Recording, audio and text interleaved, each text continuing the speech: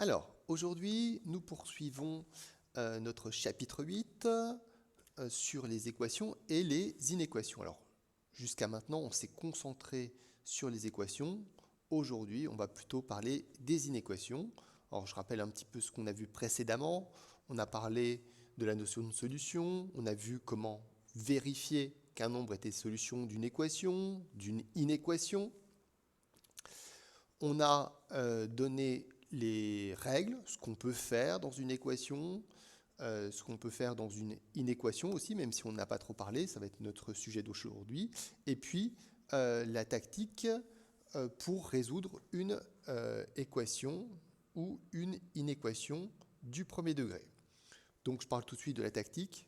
La tactique, le but, c'est d'isoler l'inconnu, éventuellement en se débarrassant des choses qui peuvent nous gêner. Cette tactique-là, elle ne changera absolument pas quand on va passer des équations aux inéquations. Donc vraiment, on va appliquer la même tactique. Les petits changements qu'on va opérer, ce sera au niveau des règles à appliquer.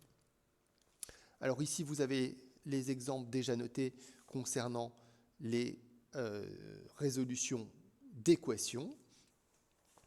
Et donc, ce qu'on va faire aujourd'hui, c'est des exemples où on va résoudre des inéquations. On va voir qu'il y a assez peu de choses qui changent. Donc, je vous montre tout de suite, par rapport à ce qu'on a fait là, ce qui va changer. Ce qui va changer, c'est au niveau d'une des règles.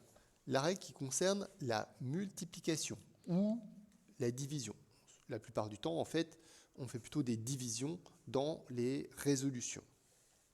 Donc quand on multiplie ou divise par un même nombre, les deux membres de l'inéquation, il va se passer certaines choses. Dans les équations, on disait simplement on a le droit de diviser les deux membres par le même nombre non nul. Là, dans les inéquations, il faudra faire un petit peu attention. Cette règle 2 se divise en deux cas. 2a, quand on multiplie ou divise par un même nombre strictement positif, à ce moment-là, on aura une conservation du sens de l'inégalité. Et là où il faudra faire très attention, c'est dans le cas de B, quand on va multiplier ou diviser par un nombre strictement négatif. Ici, il faudra faire attention qu'il va falloir changer le sens de l'inégalité. Donc là, j'ai utilisé pour l'application de cette règle-là la couleur verte qui me permettra dans les exemples de signaler à quel moment on applique cette règle particulière. Alors, on va retrouver des exemples assez proches de ce qu'on a pu faire pour des résolutions d'équations. Donc on utilise la même méthode, à savoir on réécrit la ligne à l'identique. Alors, je n'écris pas l'inégalité parce que l'inégalité, on a vu, elle peut changer de sens. Alors, je ne sais pas encore s'il y aura changement ou pas. Donc, je décide de l'opération à faire, étant donné qu'avec le x, j'ai un coefficient multiplicatif moins 6. Je veux éliminer ce fois moins 6, je vais donc faire une division. Je divise par moins 6 des deux côtés. Donc, nous faisons une division par moins 6 à droite et également une division par moins 6 à gauche. Alors justement, on est dans le cadre d'application de la règle. On a multiplié ou divisé, en l'occurrence, on a divisé par un nombre négatif. Donc, il va falloir qu'on change le sens de l'inégalité. Donc, je fais remarquer que le nombre par lequel on divise est un nombre négatif. Et ici, on change le sens de l'inégalité qui va devenir donc supérieur ou égal. On poursuit la résolution. Simplement, on va effectuer les calculs en simplifiant. Moins 6x divisé par moins 6, ça nous donne x. 18 divisé par moins 6, ça donne moins 3. Et donc ici, on a un supérieur ou égal. Donc, application de cette règle particulière. Une fois qu'on a isolé x, il faut donner la réponse finale. Je rappelle que la réponse finale est attendue sous la forme d'un ensemble solution. Dans le cas des inéquations, il faut faire attention. ce que nous venons d'écrire, ce n'est pas que le nombre moins 3 est solution et que ce serait la seule solution. Non, nous avons écrit que les nombres solutions sont tous les nombres x supérieurs ou égaux à moins 3. On va se représenter un petit peu les choses sur un axe gradué. Donc les nombres solutions sont tous les nombres plus grands que moins 3. Donc ce sont tous les nombres qui se trouvent ici. Et puis on regarde plus précisément, x peut être égal à moins 3. Donc je vais mettre un crochet vers l'intérieur pour dire que x peut être égal à moins 3. On note l'ensemble solution sous la forme d'un intervalle, tous les nombres compris entre moins 3 et plus l'infini, moins 3 compris avec le crochet identique à celui du schéma, et en plus l'infini, le crochet toujours vers l'extérieur. On passe maintenant au deuxième exemple, on va appliquer la même méthode. Alors cet exemple, je l'ai écrit 2 fois. Ici, ce qu'on va faire, c'est qu'on va présenter 2 façons de résoudre cette inéquation en essayant de voir de quelle manière on applique les règles qu'on a évoquées précédemment. Alors ce que je vais faire, c'est que je vais passer le Ctx à gauche. Donc pour passer le Ctx à gauche, je vais faire moins Ctx. Donc je réécris à l'identique d'abord, et puis j'enlève Ctx de chaque côté comme annoncé. J'enlève Ctx, j'enlève Ctx. Donc je ne réécris pas les flèches pour ne pas alourdir. Donc je rappelle ici qu'en enlevant Ctx de chaque côté, je fais une soustraction. Donc ça veut dire qu'il n'y a pas de changement de sens de l'inégalité. Le changement de sens de l'inégalité n'intervient qu'en cas de multiplication et division par un nombre négatif. Mais là, il n'y a même pas de multiplication et de division pour l'instant. On simplifie l'écriture, moins 4x supérieur à Ctx moins Ctx, ça s'élimine, il nous reste 20. Et ensuite, ici, nous allons devoir éliminer ce coefficient multiplicatif moins 4, et pour cela, nous allons faire une division qu'on écrit sur une ligne séparée. Donc ici, on divise par moins 4.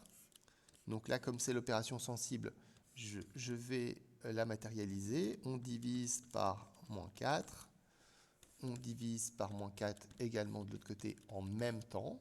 Et c'est là qu'on s'aperçoit qu'on a divisé par un nombre négatif. Et quand on divise par un nombre négatif, on doit changer le sens de l'inégalité. On termine la résolution. On simplifie x à gauche et moins 5 à droite. On fait un schéma pour éviter de se tromper. On place le nombre moins 5, moins l'infini plus l'infini sur l'axe schématique. Ici, les nombres qui nous intéressent, ce sont les nombres qui sont inférieurs à moins 5, donc de ce côté-là, sachant que x ne peut pas être égal à moins 5, puisqu'il n'y a pas de signe égal dans l'inégalité qui est écrite ici. On va pouvoir donner l'ensemble solution. Donc l'ensemble solution, ce sont tous les nombres compris entre moins l'infini et moins 5. Pour moins 5, je mets le crochet dans le même sens que sur le schéma, c'est-à-dire moins 5 est exclu de l'ensemble solution. Et puis, moins l'infini, le crochet sera toujours vers l'extérieur. Donc voilà, on a résolu cette inéquation. Alors, je vais vous montrer qu'on peut procéder de manière légèrement différente, de manière à ne pas avoir à appliquer cette règle de changement de sens de l'inégalité. Pour ce faire, on va passer les x à droite, alors qu'ici, on les a passés à gauche. Pour passer les x à droite, il faut passer le 3x à droite et passer le 20 à gauche. Donc il y a un petit peu plus de travail au niveau des opérations, c'est-à-dire que je vais prendre mon 3x, je réécris aussi mon Ctx plus 20, et ce que je vais faire, c'est que des deux côtés, je vais enlever 3x, moins 3x, moins 3x pour changer le 3x de côté. Et je vais également enlever 20 de chaque côté pour déplacer le 20 à gauche. J'effectue mes calculs. Qu'est-ce qu'on trouve? Donc, on trouve 3x moins 3x, ça s'élimine. Il va nous rester moins 20 de ce côté-là. Donc, on a passé le 20 à gauche. C'est ce qu'on voulait. De l'autre côté, on a 20 moins 20, ça s'élimine. Et on a 7x moins 3x. Il va nous rester 4x de ce côté-là. Donc, vous voyez que les deux lignes ici sont identiques. Simplement, on n'a pas écrit les choses dans le même ordre. Et vous pouvez voir que ce ne sont pas les mêmes signes. Et c'est ça qui va nous intéresser. Pour terminer la résolution, ici, on va être amené à diviser par le coefficient qui est devant x. Le coefficient devant x, cette fois, c'est le nombre 4. Donc, on va diviser par 4. Donc, cette fois, en divisant par 4, on divise par un nombre qui est positif. Et si on divise par un nombre positif, on ne change pas le sens de l'inégalité. Donc le sens de l'égalité est conservé. On va trouver ceci. Et si vous lisez bien ce qui est écrit, x est inférieur à moins 5. C'est la même chose que ce qu'on a trouvé là. Donc on va faire le même schéma. Et puis on va pouvoir écrire le même ensemble solution. Donc les x qui sont solutions, ce sont ceux qui sont inférieurs à moins 5. On trouve tous les nombres compris entre moins l'infini et moins 5. Donc, tout ça pour vous montrer qu'il y a une règle à appliquer qui est que quand on divise par un nombre négatif, on doit changer le sens de l'inégalité, mais que cette règle peut souvent, pas toujours, elle peut souvent être contournée, et comme vous avez tendance à l'oublier, vous avez peut-être intérêt à procéder de cette manière-là, à vous débrouiller pour que le coefficient de x soit toujours positif, de manière à ne jamais avoir à diviser par un nombre négatif. On s'arrête là pour aujourd'hui.